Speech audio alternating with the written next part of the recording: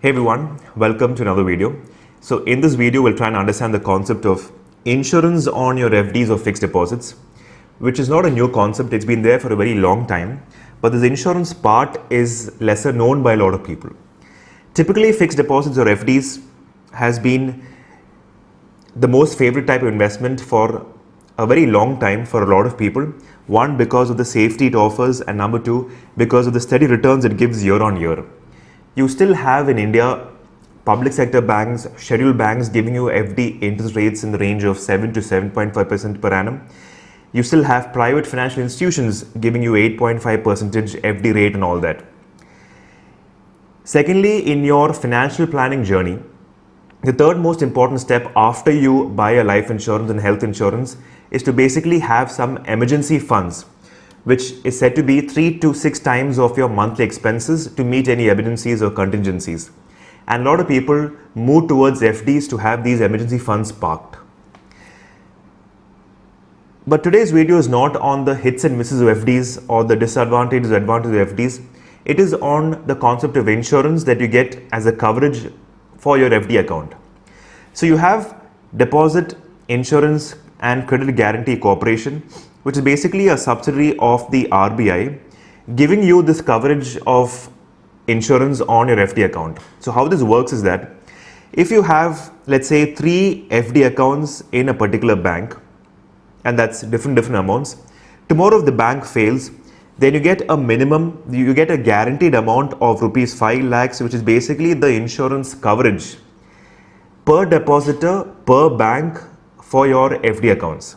So basically, if you have 3 accounts in a particular bank and tomorrow if the bank fails, all 3 accounts combined, you get a minimum amount of rupees 5 lakhs. So if you have one account in a bank and another account in a separate bank, you have 5 lakhs for this bank and 5 lakhs for the other bank. So you get 2 different insurance coverages. And suppose you have an account in your name and you have a joint account in your wife's name or joint account with your son's or daughter's name, you still will only get the combined value rupees 5 lakhs because the criteria here is per depositor, per bank, insurance coverage rupees 5 lakhs. Some interesting points relating to this particular concept. One, like I said before, this is available for all banks, whether it is a public sector bank or a private sector or a scheduled bank. There is no upfront application that you need to fill and submit like you have to do for life or health insurance. Once you have a FD account opened, automatically it gets covered by DICGC and you get a minimum guarantee amount of rupees 5 lakh insurance. There's no change in taxes just because you have an insurance coverage here. Your normal FD interest which is credited to your account every year is taxed under income from other sources and you have to pay taxes as per your normal income tax slabs.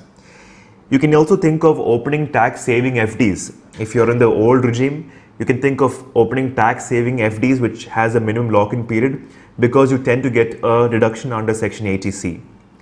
Each ownership account, so if you have a FD account in your name in a bank and then you're running a proprietorship business and you have an FD account in that business name, still you'll only get an overall limit of rupees 5 lakhs because the second account opened in the name of the business is still you opening an account, right? It is under your same PAN.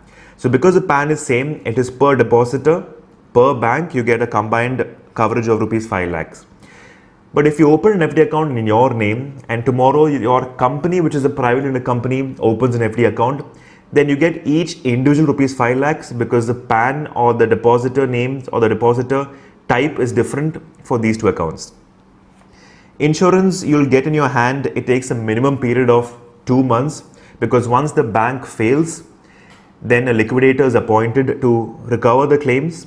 The DICGC will pay the insurance to the liquidator and it is the liquidator who will settle the claims to the depositors. So depending upon the time involved in the winding up process, you'll get your insurance amount back, which could range from 2 months to 6 months or even 9 months. So it is recommended that you have an FD account and you put maximum rupees 5 lakhs in that FD account because tomorrow if something bad happens, you get a guaranteed amount of 5 lakhs in the form of insurance. Well, I hope I was able to make things clear through this particular video. If you like the video, you could show your support to us by hitting the like button.